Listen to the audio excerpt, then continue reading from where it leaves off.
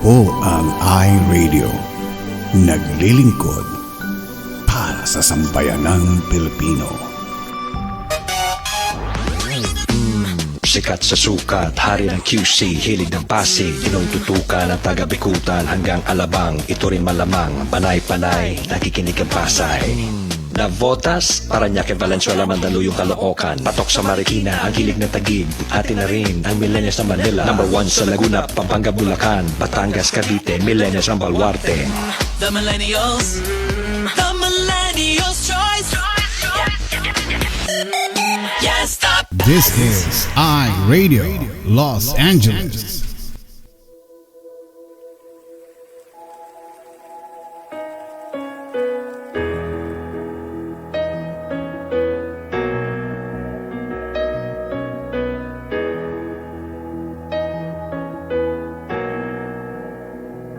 Si Yahweh ang tanging Diyos, may gawa ng lahat ng mabuti. Ang lahat ng nilikha mo'y sumasamba sa iyo. Ang aming bayay pinupuri ka, itinataas, pinadakila. Ang aming puso ay isang umawit sa iyo. Mapalad ang bayan na iyong ibinukod, mapalad ang bansang sa'yo lamang sumusunod. Maghari ka't manahan sa aming pagpupuri, ikaw lang, O Diyos.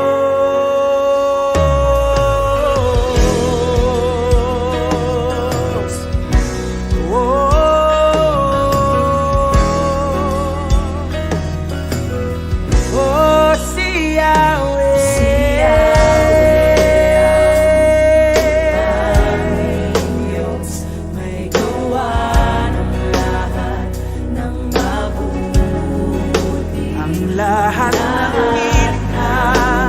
nilikha mo'y sumasamba sa iyo. Ang aming bayan pupuri ka, itinataas, dinadakila.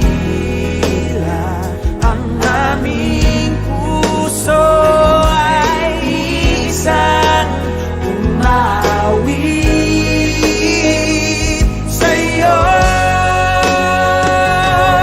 Mapalad ang bayan na iyong ibinukod, mapalad ang sa iyo lamang sumusunod. Maghari ka't manahan sa aming pagpupuri, ikaw lang, O Diyos.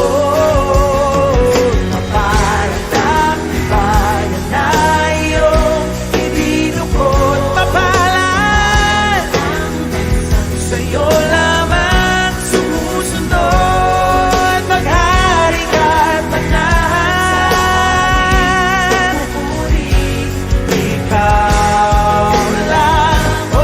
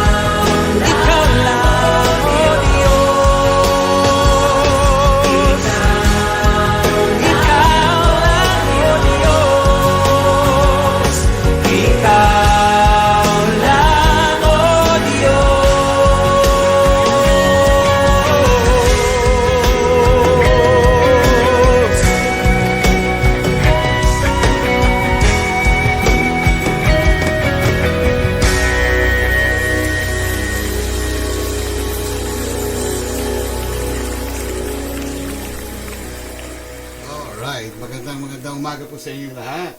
Araw po ng Sabado at February 13, bali Sunday na sa inyo dyan ngayon sa Pilipinas.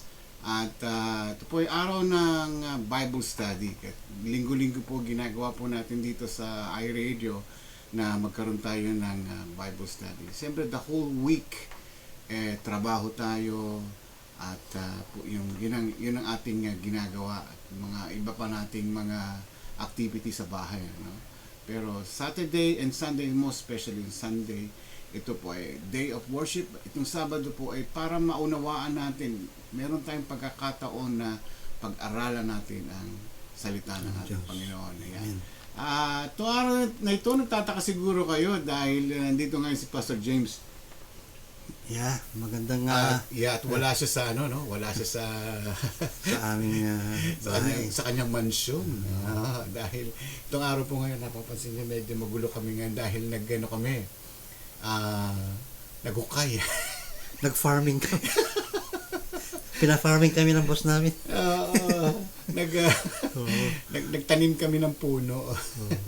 Ayan, bago tayo mag-umpisa, batiin muna natin yung ating viewer ngayon. We have Lorna Alejandro, si Eka Andes Velasco, Kuya Greg Asuncion, nandiyan din, hello.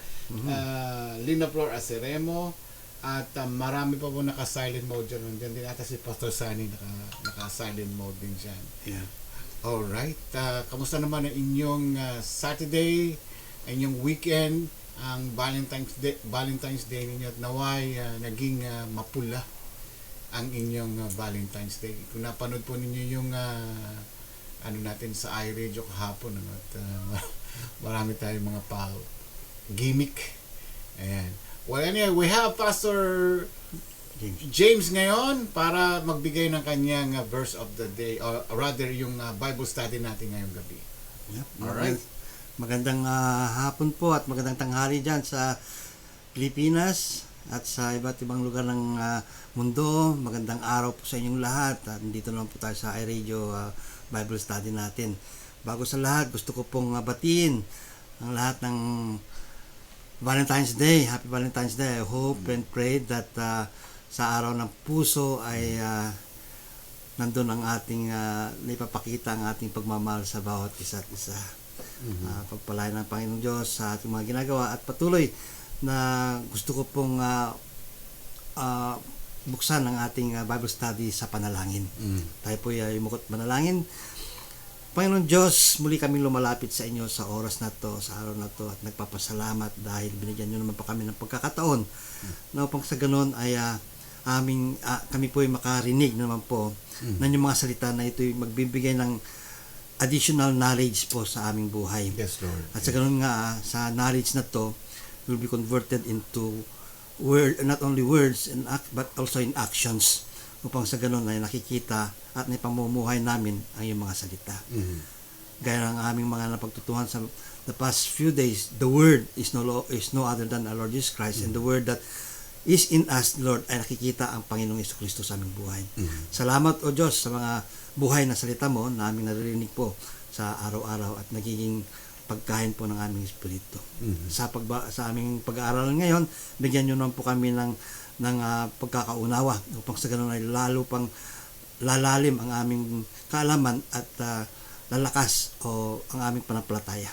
Salamat, O Diyos, at purihin ka at puti dalangin namin sa matamis na pangalan po ni Jesucristo. Amen. Amen, amen. Ngayong hapon po, ngayong oras po ay ang ating pag-uusapan ang mismong Bible. The Bible itself. Is it man's word or God's word? No. Pwedeng sabihin nyo it's man's word dahil tao po ang sumulat nito. No, tao ang sumulat nito. But in reality, and fact, is that it is God's word and it is man who just wrote it for God. Makikita po natin dito sa ating scripture ngayon sa 2 Timothy 3:16. Alam ko, it's a very, very popular verse to sa mga nag-aaral ng Bible. No, 2 Timothy 3:16 and 17. Basahin ko po at sabi po dito, all scriptures, sabi dito, all scriptures, lahat na nakasulat ito, is inspired by God or sinulat ng Panginoon Diyos, kinasihan ng Panginoon Diyos, and beneficial for teaching. It is beneficial for teaching, for rebuke, for correction, for training in all righteousness, so that the man or woman of God may be fully capable, equipped for every good word. No? Napakaganda po ang pagkasulat ni Apostle Paul kay Timothy na ang salita ng Diyos, ang naisulat dito sa libro na to ay salita ng Diyos, no? Kinasihan ng Diyos, no? Kung titingnan natin, it was the scribes or the prophets that God used, no, to write the scripture, no. Hindi pwede po yung mga donkeys or monkeys kasi hindi natin po maintindihan ang kanilang lingwahe. But God uses man, no, to write these things for us that we would know who is the creator of the world. So, napakaganda po, no? It is inspired by God and it is beneficial for us. For teaching, sa pagtuturo, for rebuke, yung pinagsasabihan natin, no? Pwede paggamitin ang salita na to rebuke people, at the same time to correct them, no? And for training sa ating buhay. Gusto ko pong sabihin sa inyo isa that even Albert Einstein said this, no? Science without religion is lame, no? And religion without science is blind, no? So hand in hand po nakita ni Albert Einstein na nag-iisa ito, no? Nag-iisa to. Kasi doon din makikita natin dito kung paano kinuha ang science sa Bible, no? At ito po i-explain ko sa inyo mamaya kung bakit ganoon. There are several facts or amazing facts na makikita natin dito sa Bible, no? Alam ko bihira sa atin kasi yung nagbubukas ng libro at binabasa natin yung introduction or yung forward. Pumupunta na tayo doon sa chapter 1 agad sa first page, di ba? Pero kung basahin natin yung introduction or forward ng isang libro, makikita natin bakit sinulat yun eh. At dito rin sinulat yung mga nakabasa ng mga Bible, ay sinulat nila ang reason bakit importante ang Bible, no? So makita natin dito some amazing facts about the Bible. The Bible, no, was made 1,500 years in the making. 1,500 taon ang pagkakagawa nito. Can you just imagine that, no? From the very beginning, the first writer was Moses, no? Well, Moses wrote the first 5 books, yung Genesis, Exodus, Leviticus, Numbers, and Deuteronomy. Yun ang sinulat niya. Pero mayroon din nagsasabi ng mga ibang scholars, ng unang librong sinulat daw is the Book of Job. The Book of Job. No? Pero again, in a span of 1,500, no, dito kinolekta yung salita ng Diyos. No? And wouldn't you agree that it was written in 3 languages? 3 languages. It was written in Filipino. Oh, no, sorry. I hope, no, nasulat sa Filipino. It was translated in Filipino lang sa panahon na to.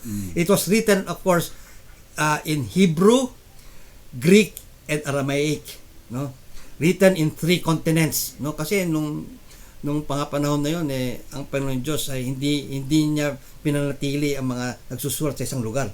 He has dispersed them in several places. No?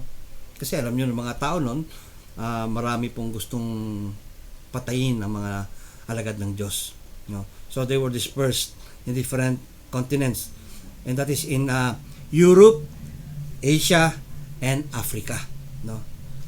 And yet, makikita natin dito, nung na-disperse sila, when they were writing these books, no, that was compiled and became a Bible. No, these are several books. And when they compiled it, yun na tinatawag nating Bible. No?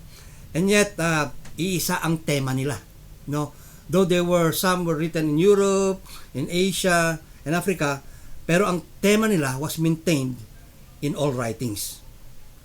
Makikita natin when you really come to have a time to read the Bible, no, makikita natin ito na isang tema nila. Naka-point sa Panginoon Diyos. No? Naka-point sa Panginoon Diyos. In the Old Testament, it was pointing to God, the Creator, the Father. In the New Testament, it was pointing to the Son, the Jesus Christ. So makikita natin, it's still pointing to God. No? So, isang tema ng pagkasulat nito. The main theme of the Bible is no other than the Lord Jesus Christ. Kung titingnan natin yon, bubuklatin natin ang Bible, is the main theme of the Bible is John 3:16, for God so loved the world that He gave His only begotten Son, no, that whoever believes in Him shall not perish but shall have eternal life. No.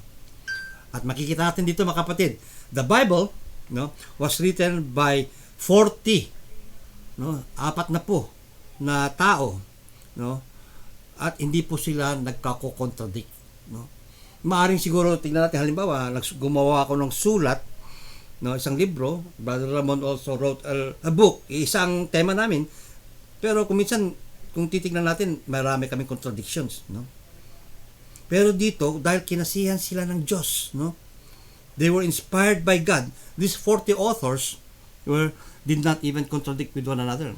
That's why it was compiled, no. It was compiled na dahil sa kanilang dahil sa paggagawa nito, mababasa natin dito na Genesis, Exodus, up to Revelations, at the last book, Revelations, wala pong contradiction yan. Hindi pwedeng magbanggahan. The Word of God never contradicts each other. No? Hindi pwede yun. These men were quite diverse. Yung mga ito, pambihira ang kanilang mga katayuan sa buhay. No? Hindi po sila scholars. No? Hindi kagaya natin na mga scholar na magagaling silang sumulat. Ito'y mga ordinaryong tao na ginamit ng Diyos. Like Moses, no? Makita niyo naman kung sino si Moses. He's of course a political leader, pero tingnan natin kung paano siya namuhay, no? Though he refused to be called the son of the Pharaoh, no? But he blended with his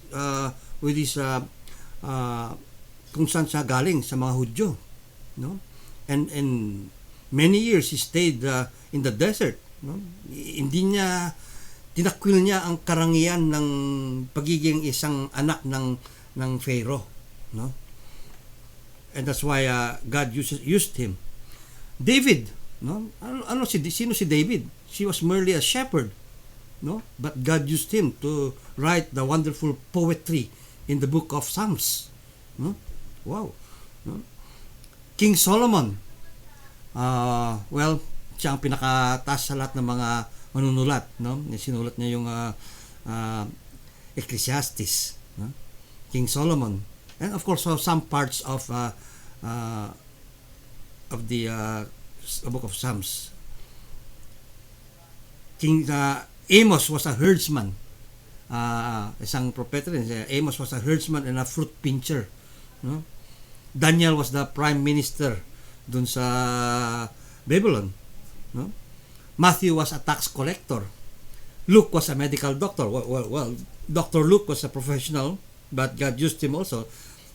It's diverse nga ang mga authors ng mga Bible, no?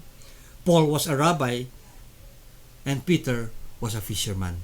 So 40, marami pa, hindi ko lang nabanggit yung mga iba, but there were 40 authors of the Bible, no? Makikita natin ito at mapapaisip kayo kung ganito ba ginawa ang Bible? Ganito, naakala ko mga nandun lang sa mga opisina ang gumagawa ng mga sulat, hindi. God uses ordinary people to let His words be announced. Kung magpapagamit, no, you could also become also an announcer of the Lord Jesus kung magpapagamit ang buhay nyo, no? Like Brother Ramon, gusto niyang may pahayag ang salita ng Diyos, ginamit ng Diyos ang iRadio. That's simple as it. And God uses in a different ways, no? At kung gusto nyong mapahayag din ang salita sa inyong mga tahanan, have a meeting or have a Bible study, magagamit kayo doon sa mga bagay, no? Ano pang katangian makikita natin dito sa Bible? Bakit ito napakahalaga sa isang manampalataya, no? And let it be known also to those who are not believers. This book was the most hated. No. The most hated according to Guinness Book of Records, but while it was also at the same time the best-selling book of all time, no? Makita natin dito in the time of Nero and Diocletian, no? Gusto nila pong actually sinunog na nila ang mga Bibles. Hindi lang yung Bibles ang sinunog, pati yung mga Kristiyano, no? And doon nga sa streets of Rome, nakikita natin doon, kaya pala napakaliwanag noon dahil yung mga Kristiyano ay they were crucified like that, no? Crucified sila like an X, tapos sinunog sila. Pati yung mga Bible, yung mga, actually it's not yet even called the Bible before kasi nandun pa lang yung Old Testament, kanilang mga Old Testament, but you call them still a part of the Bible. Sinunog nila, no? At hanggang sa new age, no? At maalala nyo sa panahon ni Hitler of Germany. Hitler of Germany tried to wipe out all Christians and also burn all their books, but did not succeed. Both the Old Testament and the New Testament, no, who tried to destroy God's word, did not succeed, no?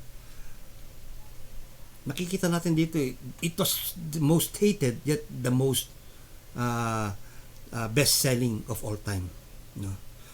Tingnan naman natin ngayon sa area of science, no? The science and the Bible actually work hand in hand, no? In the book of Jeremiah 33:22, sabi dito, as the host of heaven cannot be numbered, nor the sand of sea measured.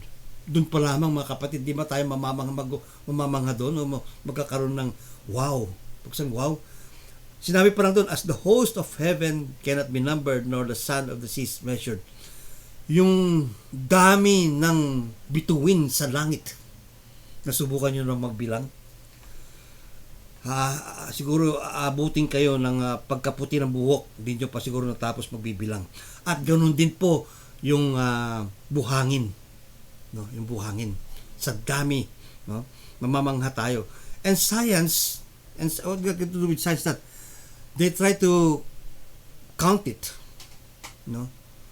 But it fell into a number which cannot be read anymore, which is called infinity, no? Infinite, no? Kaya makikita niyo dito na mayroon bang lumikha ng ganito? And this is no other than the author of the Bible, God Himself, no? Kaya makikita natin, yung hangin na lang yung hangin. Hindi natin nakikita yung hangin. Pero nagbibigay sa atin ng buhay. Paghinga ng ating lungs. No? Kailangan natin to. Pero pag binuga natin yung hangin, nagiging carbon dioxide. Yun naman ang hinahagip ng mga halaman. And yung mga halaman, dahil gusto-gusto ng carbon dioxide, ang binubuga naman nila, nilalabas nila, ay hangin. Cycle. You see that? Nakita ng teorya ng science yan but it was already seen in the Bible. No. What year was it discovered that the world was round? I believe it's only in the 15th century. No? Pero long before that, before Christ came to earth, no, sinulat na ni Isaiah, propetang Isaiah, in Isaiah 40:22. Sabi dito, it is He who sits above the circle of the earth. Hindi sinabing flat of the earth. Circle of the earth. That means round pala yung earth. Nandun na sa Bible, nandun na sa kasulatan doon na ang mundo ay bilog. Pero it was only lately discovered, no? At nagpestahan pa sila, no? Ng mga discoverer noon through the life of Columbus, no? And I think that was in the 15th centuries. 15 centuries while it was already written many years before Christ, no? Kay Isaiah, no? Isa pang maganda dito about the facts and truth about the Bible. It tells us in Leviticus, no? Leviticus 11:29-36, sabi dito, it was in the last 100 years that the medical science has learned that contaminated water can cause typhoid or cholera. Of course, sinong gustong uminom ng contaminated water? Pero di natin kasi alam na ang mga ininom natin kuminsan ay contaminated. How is it said in the Bible? Okay? In Leviticus 11:29-36, God warned His people. Okay? The children of Israel, sabi ito, the children of Israel, mga anak ko, mga Hudyo, were forbidden to drink water from small stagnant pools or from water that has been contaminated by coming into contact with animals or meat. Hindi ba yung mga ating mga alagang hayop, when they go to the stream, may mga hindi gumagalaw na tubig doon sila umiinom, no? Sinabi na pero wag kayo din lumusong doon o kumuha ng tubig doon, no? Dahil ikakasakit nyo. Doon po nagkakaroon ng typhoid or cholera, which was only discovered 100 years ago, no? 100 years ago. What about the cycle of water? Ano bang tinatawag doon yung sa ating science, ang tawag doon yung the cycle of yung tubig umaangat papunta sa langit at nagiging ulap, no? Tapos yung ulap natatangay ng hangin sa lupa at nagiging pabigat at umuulan, naging tubig at paulan sa lupa. At yung tubig sa lupa muling bumabalik sa dagat. No, there's a cycle, hydrologic cycle tawag yan ato doon. The science of hydrology was founded in the 17th century. Tingnan nyo, it was only founded in the 17th century, while in the book of Job, the book of Job,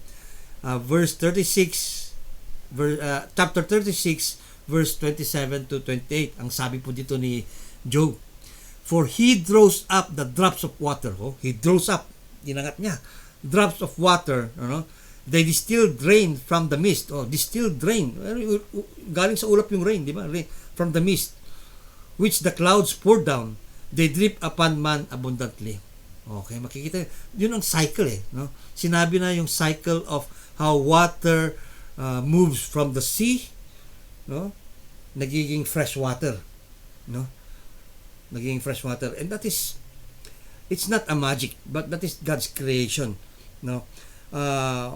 There is already I believe a science or a technology that from in the eastern side of the world, the Middle Eastern, where they draw salt water, no? Tapos ginagawa nilang fresh water, no? I don't know, may tinatawag doon nakakalimutan ko lang. Something saltination, ganun yata. Pero makikita na dito that from the sea water umaakyat sa langit, no? Nagiging ulap, no? Nagiging clouds. Pagdating sa lupa, fresh water na, no? Kasi gawa ng Diyos yan gawa ng Diyos yan. So makikita natin dito how science, no, and Bible come hand in hand. Actually, that is where science, doon natin pinulot yung science sa Bible Hindi yung Bible ang pumulot ang science, no? Doon natin binase yan, no? Kaya makikita natin dito, even Albert Einstein himself, a scientist himself, no, na makikita niya that there is something in the Bible that we could draw, no, science from it, no. Okay, what does the Bible do with our personal life as a human being? The Bible transforms lives. Okay? From a non-believer to a believer. Kung itong non-believer na to ay hayaan niyang gumalaw ang salita ng Diyos sa buhay niya, he will be transformed to become a believer. Because there are people who would hear the word of God yet reject the word of God. No? Para sabi niya, that's nothing for me. Wala sa akin yan. Mas importante yung ako ngayon, ang freedom ko, no? At di ko pinapakailaman yan, di niya ako pinapakailaman to. Fine with me. Well, we cannot blame that. Yun ang kanilang gusto sa mangyari sa buhay nila. Pero if they allow to let the word of God transform their lives, they will see na mas maganda palang buhay na nasa Panginoon kaysa wala sa Panginoon. No, makita. Okay, let's start with Peter, no? Peter, makita natin dito na he was one of the most lagi siya yung hindi naman sinasabing kumakaliwa. Yung he says straightforward to the Lord but sometimes not follow through. That was when he was still under training, the Lord Jesus Christ. Pero nung umakyat na Panginoong Kristo sa langit at sinabi niya kay Peter na sa kanya, no, it isn't Peter who would start the church, no. Pinandigan na ni Peter yung kanyang tungkulin. But look at this. Dahil sa kanyang katayuan as a leader of the church, no, he was bound to be crucified upside down. Gusto niyo bang ma-crucified? Kasi noon, gusto nilang they want you to renounce Jesus Christ. They want you to renounce God. No? They don't want you to be a Christian. Kaya sabi nila, if you want to renounce God, you could live freely. Pero kung hindi, you'll be crucified, or you'll be tortured, or you'll be put to death. Peter, dahil his life was transformed by the Lord Jesus Christ, mas gusto niya pang mamatay kaysa yung itakwil niya ang Diyos niya. No? Andrew shared the gospel to the governor's wife in Achaia. No? He was sharing the word of God. No? Yung mga gusto mag-share dyan, makakapulot kayo ng aral kay Andrew. No? Pero yung aral na how to share, even the governor's wife. No? Kasi mayroon yung nag-share dyan, liniligawan pala niya. Oops, aray ko. Parang ako yata yun. No. Anyway, Andrew shared the gospel to the governor's wife. No other intention but to share the word of God. The governor hated him so much, no, and couldn't convince his wife to recount her faith. Dahil yung asawa ng governor, it's not falling in love, really understood who Jesus Christ was in their life. Na-transform yung buhay ng governor's wife. Ngayon, galit na galit yung governor Gusto ng governor na umalis ka dyan sa panampalataya yan. No. Pero sabi nila, he crucified Andrew with a cross like an X. No. Alam mo kapag na crucified ka na X times, no, hindi ka instantaneously namamatay. Your death is parang comes slowly. It will take around 2-3 days na mamamatay ka depending on how strong you are. It took him 2 days na naka-cross yan, no. Pero habang nandun siya sa cross, no, nakatali sa cross, Marami pong dumadaan sa kanya, maraming nakatingin sa kanya.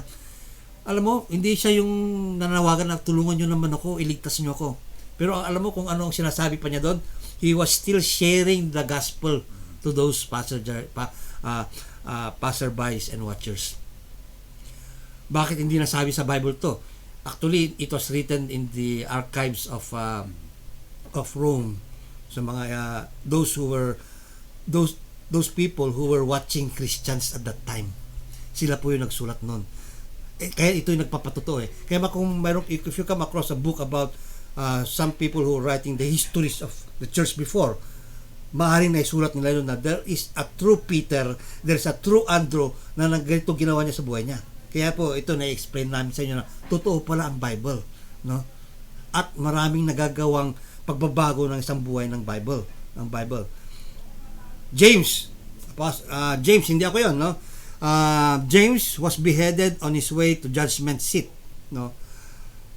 Ito yung pinutulan ng ulo, si James. I believe this is the brother of John.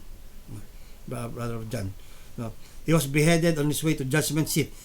He was able to share the gospel to his executioner, yung magpuputol ng ulo sa kanya.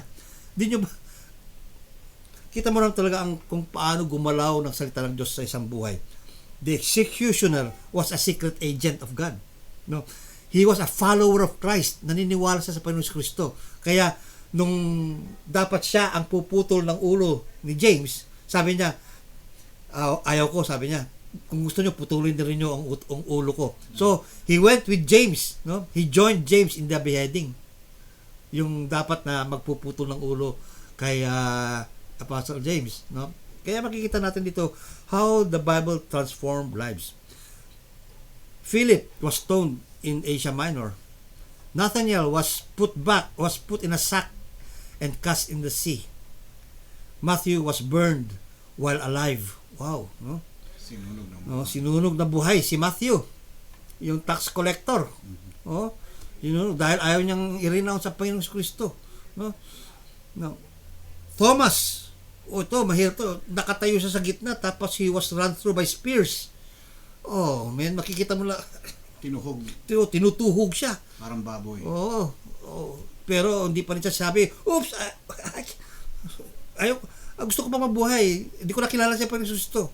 No? Bartolomeo, actually mga pangalan na to are some of the most of them are Christ disciples. Bartolomeo, ito was skinned alive, binalatan siya para sabihin lang, i-renounce mo na ang Jesucristo, kundi babalatan kita ng buhay. Kaya ba natin yan, mga kapatid? Kaya natin yan. Makakaya natin yan. Judas, hindi si Judas Iscariot dahil namatay na si Iscariot eh. Judas, the son of James, was beaten by clubs to death. Ito yung ginawang pinikpikan yung killing me softly. No? Pinapalo siya hanggang namuo ang dugo sa kanyang katawan at namatay siya. So makikita natin dito that the Bible transformed lives. Even to their death, that they don't like to renounce the Bible. Bakit? Nakita kasi nila first hand they were with the Lord Jesus Christ. Nakita nila yung katotohanan ng Panginoong Kristo. Sabi ng Panginoon, blessed are those who did not see me. At naniwala sila. Tayong hindi pa natin nakikita ang Panginoon Diyos, pero naririnig natin siya. We're still blessed, sabi niya. Marami nung unang panahon, marami nakakita sa Kanya. Alam nyo yun? Maraming sumama sa Kanya sa Jerusalem, no? Palm Sunday, sila yung nagtatawag na hallelujah, Hosanna, Hosanna. No, after 1 week sila na yung nagpapako sa Panginoong Diyos. Sana wag tayong maging ganun. And to come to think of that, malapit na po ang Simana. Amazing truth about the Bible, no? Ano ang katotohanan ng Bible? The Bible is infallible. Ibig sabihin to, you cannot find any error in the Bible. Pastor, come on, sabi niya, bakit sinabi niya ganito, sinabi niya ganito. Totoo yun, sinabi niya. Pero nag-iisa naman ang tema nila. there is no room for error. God in His perfectness cannot commit an error. No? Hindi pwedeng, oops, mali pala ako doon. Hindi ko dapat sinabi yun na lalaki, mahalin mo ang asawa mo, at babae, submit to the wife, to the husband.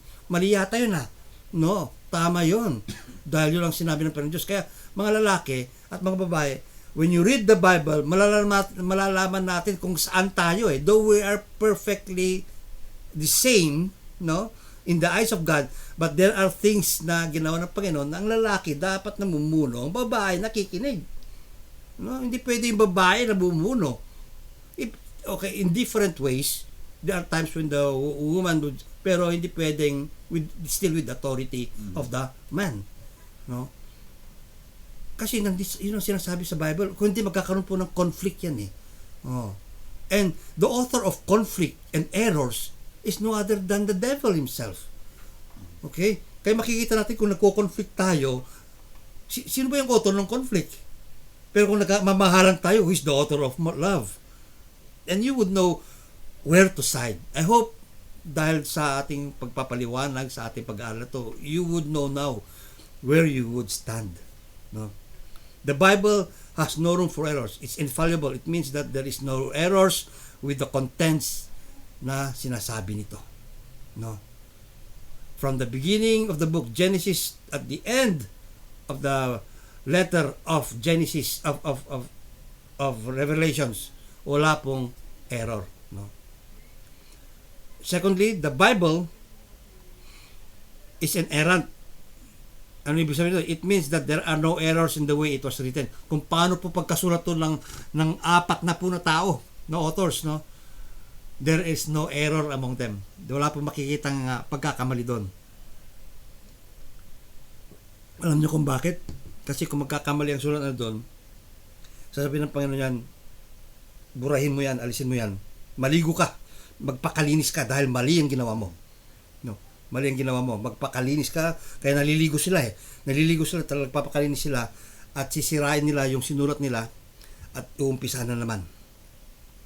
Maybe that's the reason why it took 1,500 years. No? 1,500 years. Dahil hindi pwede magkamali ang Diyos. Ang tao nagkakamali. No? Tao nagkakamali. But God doesn't allow that to happen. Kung nagkamali man siguro sila dahil siguro sa pagod, and God knows that, no? But they have to, inaayos ng Panginoon yan. No? Lastly, the amazing truth about the Bible is that, gaya ng ating Bible verse ngayon, the Bible is inspired by no other than God Himself. Inspired mean kinasihan niya ng kanyang espiritu. That's why the Bible, kung maalala nyo, it's a living word. No? It's alive and active. Di ba? Napag-aralan natin isang araw yata yun. The Bible, no? The Word of God is alive and active, sharper than double-edged sword. No? Ibig sabihin yan, dahil dahil kinasihan ng Diyos to, buhay At in-explain ni Pastor yan kahapon, no? The Word, no? In the beginning was the Word. The Word was God, no? Is God. And the Word became flesh and dwelt among us. Yung salita, no, ay naging tao. That's why it's active and alive, no? That's why ang salita ng Diyos ay buhay. Kaya ang Bible is no other than the Word of God, no? Kaya napakaganda na makikita natin dito na pati na rin po sa mga hindi manampalataya, those who still doesn't believe in the Lord Jesus Christ, I hope and pray if they're listening, at kung hindi man, may tayong nakikinig, ay may pahayag natin to. This is one way of you could explain to those whom you would like to come to the Lord Jesus Christ. No? Oh, may tanong dito. Bakit naman yung ibang Bible, I think it's 74 books, no? Bakit yung Christian Bible is 66? Okay. Let us look at this. In the time of the scholars, no, the Council of Laodicea, ito yung grupo ng mga scholars and talagang dalubhasa sa Bible, no, nagpulong-pulong sila. Bakit kailangan tanggalin yung mga ibang books? Okay, tanggalin sa ibang books, no. And some, I believe, religion or some churches still follow this 72 or 74 books. Pero bakit yung iba only 66? Okay. Dahil ito ang pinag-aralan nila. No. Number one, was the writer an apostle or had a close relationship with the apostle? Okay. Ganito yan eh. Ito pinag-aralan nila eh. Itong sumulat na libro to. No? Bakit hindi kailangan sumama dito? Hindi na canonized, hindi na isama dito sa totoong Bible. No. Dahil maaring hindi siya apostle o hindi siya kasama ng mga apostle o wala siyang kaugnayan sa mga apostle. No. No. Isa pa, is the book being accepted by the large body of Christ on the early church?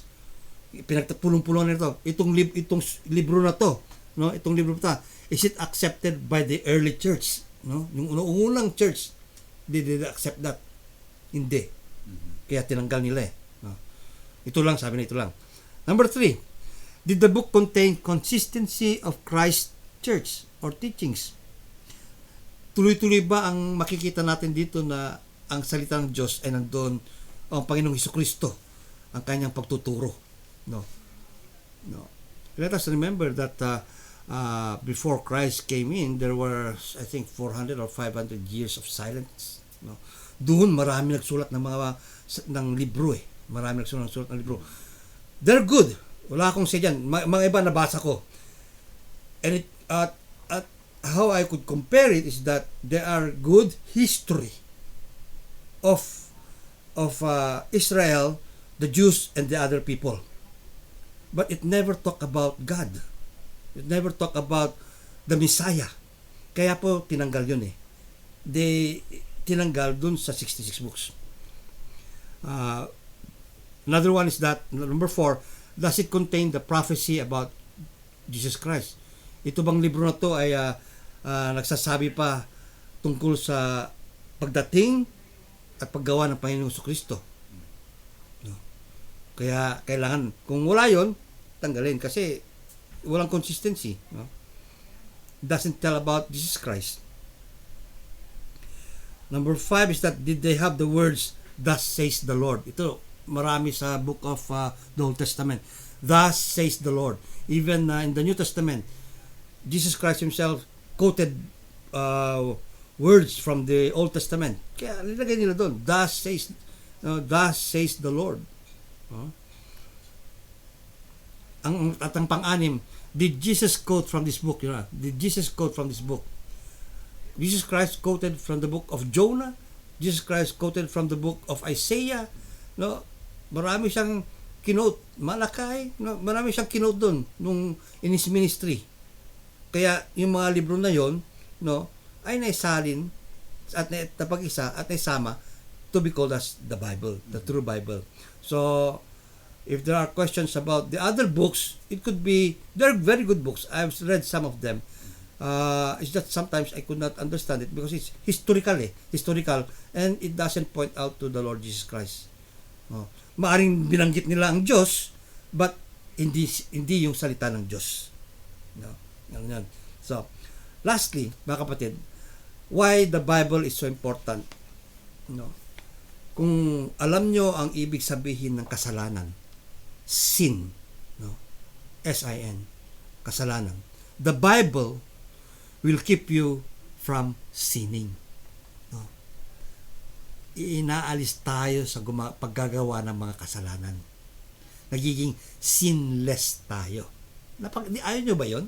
Na ang buhay natin ay nagiging holy tayo sa Panginoon Diyos dahil sabi ng Panginoon, my temple should be holy. You should be holy for I am holy.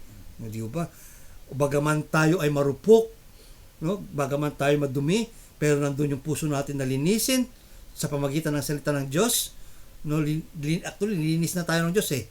Sa kanyang kamatayan, lininis na tayo ng Diyos. All we have to do is accept it na magpalinis tayo. No? Matutugunan natin yung pagiging banal. Kaya habang buhay tayo, you are already called saints. Kasi pinabanal ka na eh. No? When you accept the Lord Jesus Christ. No? As to be your Lord and Savior. The Bible will keep you away from sinning. But while sin bagaman ang kasalanan, no, will keep you away from the Bible. Patuloy na patuloy kang magkaroon ng kasalanan, ilalayo kayo naman sa Bible, sa salita ng Diyos. Mamili po tayo kung saan tayo natin gusto. Kasi kung lalayo tayo sa salita ng Diyos, isa lang po ang pupuntahan natin, sa malawak na daan patungo sa ating kapamahakan. No? Or sa narrow path na ang kalabasan noon ay ang kalangitan ng Diyos. No? Amen, mga kapatid. I hope and pray na sa ating pag-aaral ngayon, nalaman natin kung ano ang Bible, no? Anong katotohanan na pinapakita ng Bible, no? Ay sana po ay magkaroon pa tayo ng kalakasan sa ating panampalataya na maituro, no? Mai-share ito sa ating mga hindi pa nakakakilala sa Panginoon Diyos. Amen. Okay. Ito po nagtatapos ang ating pag-aaral, and hope and pray na sana po ay magamit itong pag-aaral na to hindi lang sa ating buhay, kundi may pasabi natin ang mga katotohanan sa ating mga kaibigan at mga sa buhay at sa ating mga kalaban na bakit na importante itong Bible. Itong Biblia.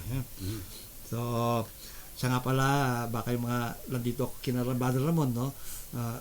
First time ko pong pumunta dito na makapag broadcast directly, no? At napakaganda po ang kanyang stasyon. Salamat sa Panginoon Diyos. Amen. Praise God. Ayan.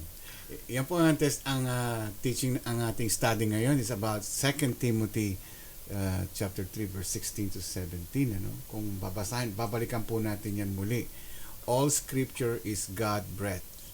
Ibig sabihin mo yung salita ng Panginoon o yung mga salita, scripture is, ito po yung salita ng Panginoon. Ito yung hininga niya. No? And it is useful for teaching. Pwede po daw natin gamitin sa pagtuturo.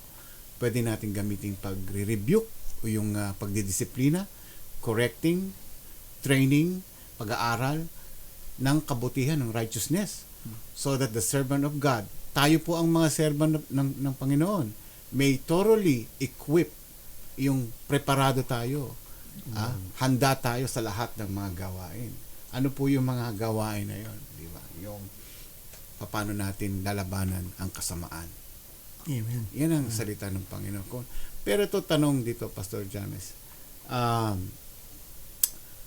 Ang tinuturo ng Katoliko, ng Iglesia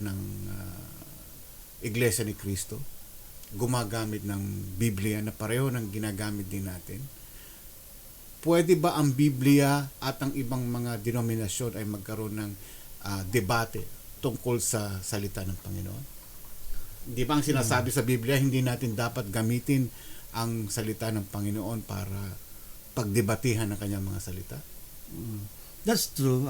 Marami rin akong napapanood na gustong how do you call that, to yung kanilang panampalataya, their faith, like other churches, no? Pwede ko na sabihin din, like Iglesia ni Cristo, Seventh-day Adventists, and so other Catholics and so forth. Yes, they use the same Bible. It's just the matter of contextual usage of it. How God wants us to know His words in His context, in the whole context. Kasi kung minsan kinukuha lang nila yung isang sentence para gamitin para sa tao eh. Hindi nila tinutuloy. Hindi yung buong context. Kaya naisulat yun because of the whole context. Maalala nyo yung nabanggit ko na mensahe ko na the Word of God is active, alive, and two-edged sword. No, it was written there in the middle of that chapter. It talks about the Sabbath eh. It talks about the Sabbath. Bakit nandun yun? Kung hindi, kaya tingnan natin yung konteksto nun, no, in regarding to the whole chapter, and then the whole chapter to the whole book, written book na yun, as in sinumulat at anong sinasabi nun. That's how we should explain the Bible. But again, pinagdidebatehan kasi sinabi ba sa Bible na ganito? Siyempre hindi, nagkakaroon na ng conflict, no? Scripture to scripture. Kaya nga, scripture to scripture, hindi pwede magbanggahan yan. Pero pinapakita no, hindi kita mo di sinabi ng Panginoon dyan, pero sinabi dito. Pero ganun eh. Hindi pwedeng maging ganun. No, na pinagdidebatehan mo. Because nako-confuse lang yung mga nakikinig eh. No, and nililito lang natin sila. But kaya nga kailangan ng Bible study eh. You study the wholeness of the Word of God. Nakaka-amuse nga, no? Minsan pinapanood ko silang ganon. And sometimes nandun kami nanggigigil din ako minsan na bakit ganon, no? But again, let's pray. Let's pray for them that the Word of God would come to them in the way na how the book was written para sa atin, no? No, mayroon diyan eh binuklat niya yung Bible eh. Ano kaya ang word for the day? No, kasi gusto ko lang magpakamatay, baka makatulong ang Bible eh. Magbibigti na ako, Lord. Ano kaya ang mensahe mo sa akin? Pagbukas niya ganoon eh. Go ahead, do it quickly. Oh. Para kay Judas lang naman yun eh. Pagbuklat mo, yun ang sinabi. Go ahead, go quickly. Yung sinabi ni Panginoong Jesucristo kay Judas, kasi bago siya i-betray, yun ang nabasa niya eh. Nagbigti yung tao, mali yun. Hindi pwedeng ganun yun. Hindi niya tinuloy, hindi niya tinapos. Hindi niya tinapos. Ano pa ibig sabihin ng Panginoon? Ano ba sinasabi na, Lord, alis na ako, sabi niya. Yun lang sinabi lang ni Judas eh. Go ahead, go quickly, do it quickly, sabi ng Panginoon. Ikaw naman, dahil gusto mo na magpakamatay, binuksan mo, Lord, paano mo ako masasave? Do it quickly.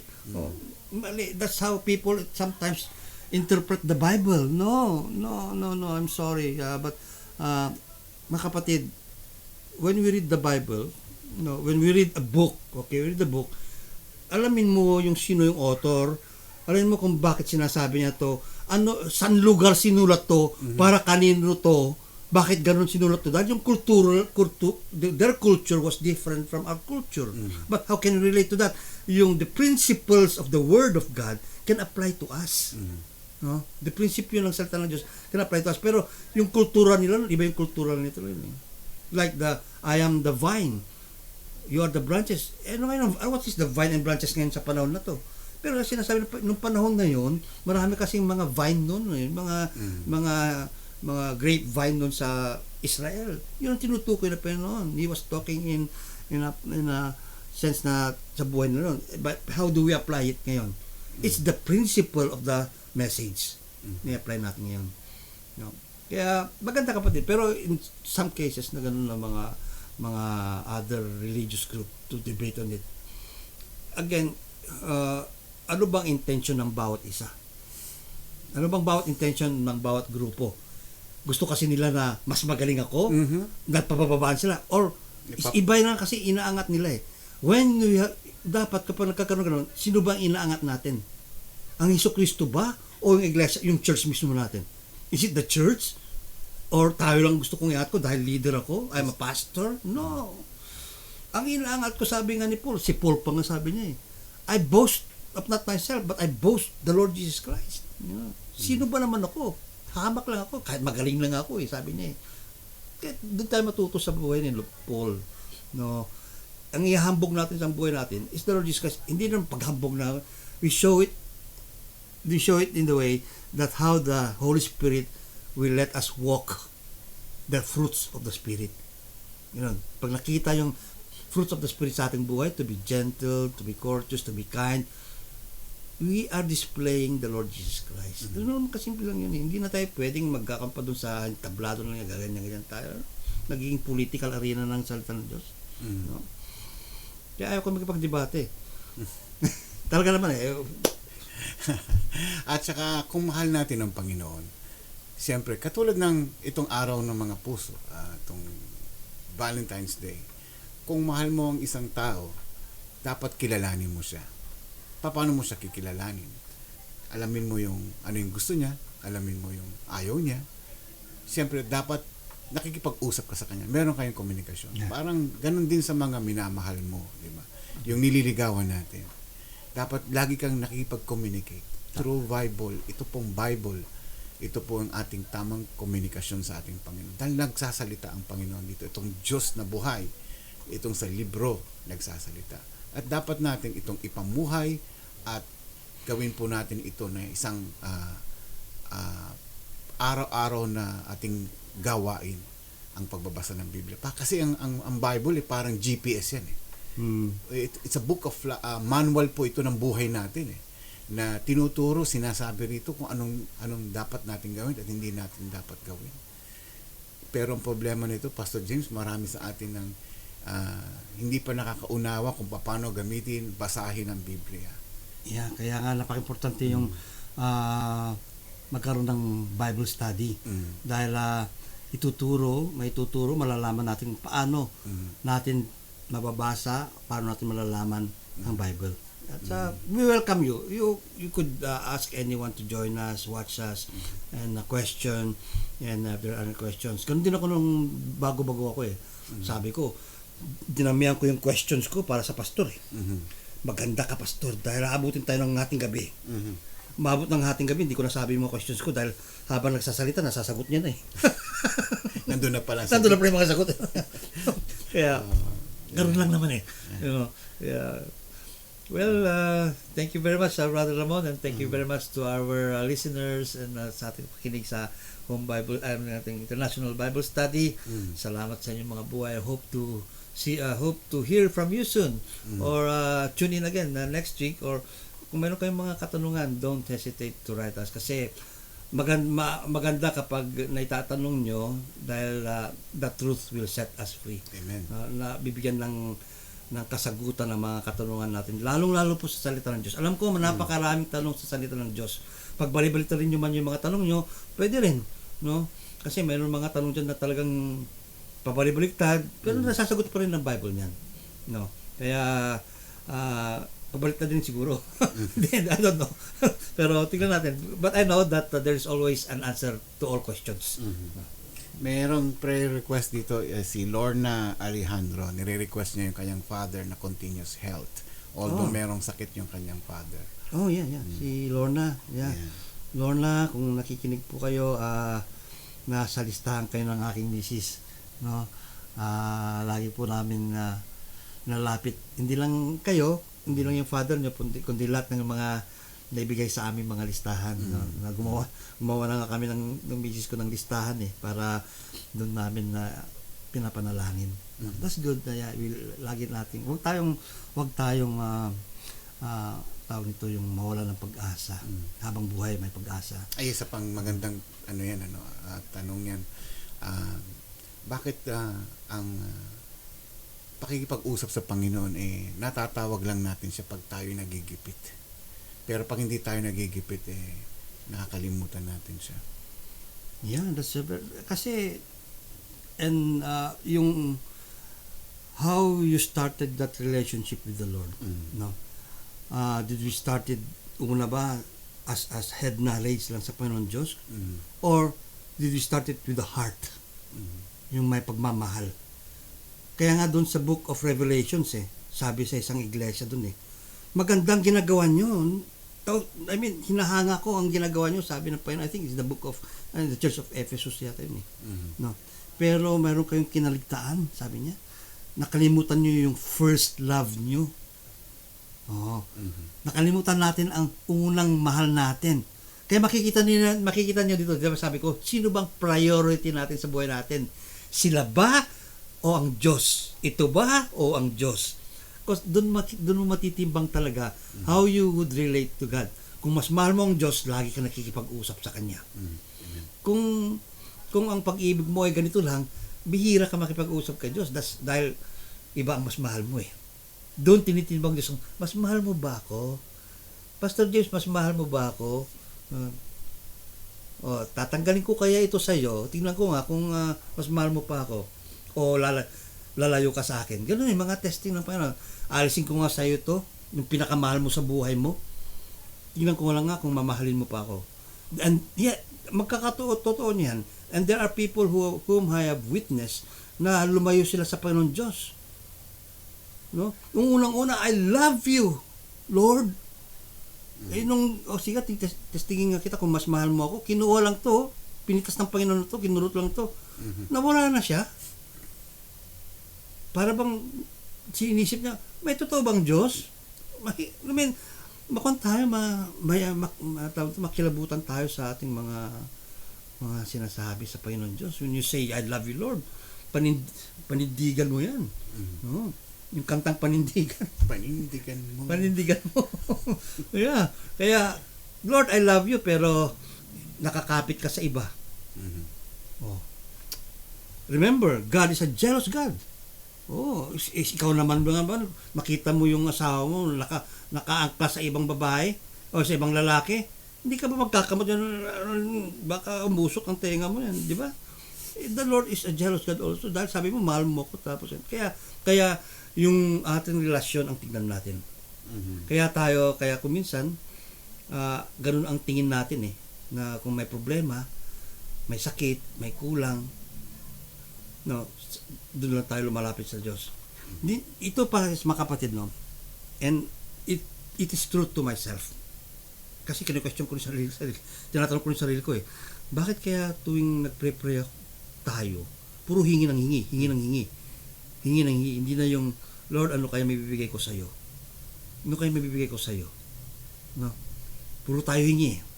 Kaya na, hingi. Like, I mean, well, it's part of it, no? Parte ng prayer natin yung paghingi. Pero, have we thought of Lord na sa ibang prayer natin na, Lord, ano kaya may bibigay ko sa iyo sa linggong ito? No? Kasi araw ng puso, no? Ano kaya may bibigay ko sa iyo? Lord, okay lang ba mamitas ako ng roses sa sementeryo para may bigay ko sa iyo? Ganun lang naman At least there's the heart. No, there's the heart of to give. No? Okay, mamitas sa sementeryo, akin lang yun. Well, alright, thank you Pastor James sa ating itong teaching itong araw na ito na salita ng Panginoon po ay buhay at kinakailangan po natin lagi tayong makipagkomunikasyon sa ating Panginoon no matter what, any circumstances. Kahit po tayong kahit na naghihirap tayo, masama ang loob natin, masaya tayo, malungkot tayo, kahit ano pa yan, all the time lagi po tayo makipag-ugnayan sa Panginoon kahit saan, kahit anong oras. Kahit na nakahiga tayo, naglalakad tayo, kahit saan tayo nandun. Dahil ang Panginoon ay nasa lahat ng lugar. Kasama niya tayo, hindi tayo niya iiwanan. Amen. Tandaan po natin, maiksi lang po ang panahon natin sa mundong ito. Huwag po natin sayangin ang lahat ng pagkakataon na pinagkaloob sa atin ng Panginoon sa araw-araw. Lagi po tayo magpupuri at magpapasalamat sa ating Panginoon Diyos sa kanyang mga biyayang ibinibigay sa atin. Hanggang sa muli, ako po si Ramon Pascua. At Pastor James, see you again Saturday. Yeah, no? So, kamusta ang feeling mo ngayon sa loob ng studio? Feeling artist. Bago tayo magpaalam, nais kong pasalamatan si Lorna Alejandro. Thank you kay Eka Andes Velasco, kay Kuya Greg Asuncion, Lina Flor Aceremo, sino ba? Pelinato Perez, Apple Sakal, Tess Ignacio Gabayno, Sorasaida Ruiz Agustin, Millicent Clash, hindi ko may pronounce, kay Evelyn Makaray, kay Sister Guy Gomez, Nanay Confrida, Luz Biminda Confrido, thank you Nanay Luz, Faye Cabrera, thank you, at kay Allen John Espina Valdez, sino ba? Mirna Sales, thank you so much. Tinelda. Kay Tinelda, andyan din siya nanonood. Kay Karin, nanonood din siya. Ayun. Sister Evelyn nandiyan din. Maraming salamat po. Hanggang sa muli, basahin po natin ang Biblia. Ito po ang salita ng ating Panginoon. Good night sa inyo po and happy weekend po sa inyo lahat. Happy Valentine's. Happy Valentine's Day sa inyo. Bye-bye. Ito po ang iRadio. Naglilingkod para sa sambayanang Pilipino.